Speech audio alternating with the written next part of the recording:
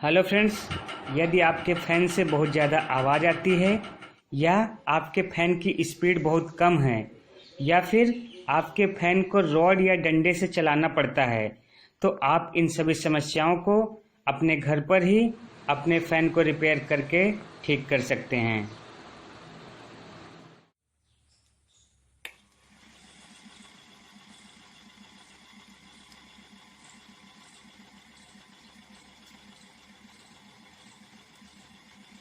यदि आपके फ़ैन की स्पीड बहुत कम है तो आप अपने फ़ैन के कैपेसिटर, जिसे लोग कंडेंसर भी कहते हैं, को बदलकर अपने फ़ैन की स्पीड को बढ़ा सकते हैं।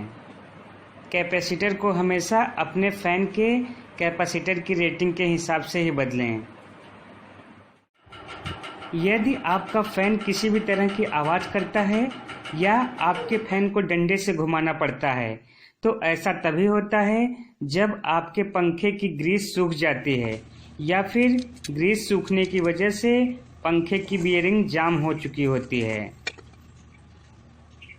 आप अपने पंखे को खोलकर अपने पंखे की बियरिंग को केरोसिन यानी कि मिट्टी के तेल से या फिर पेट्रोल से अच्छी तरह क्लीन करके अपने फ़ैन की बियरिंग में फिर से ग्रीस लगाकर इन सभी समस्याओं को दूर कर सकते हैं।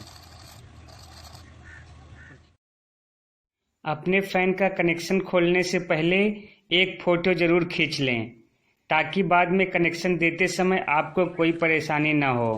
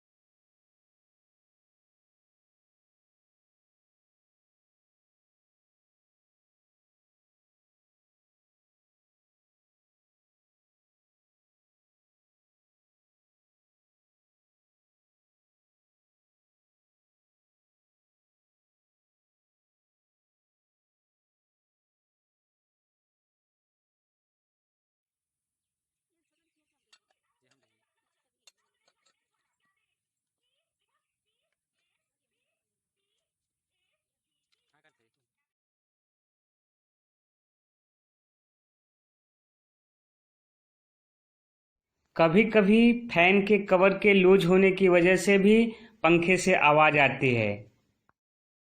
आप फैन की रॉड में टेप लगाकर कवर को नीचे आने से रोक सकते हैं।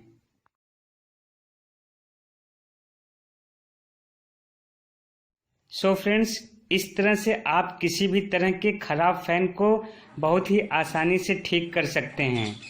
यदि आपका फ़ैन 4 साल से ज़्यादा पुराना है तो उसकी सर्विसिंग एक बार ज़रूर करें।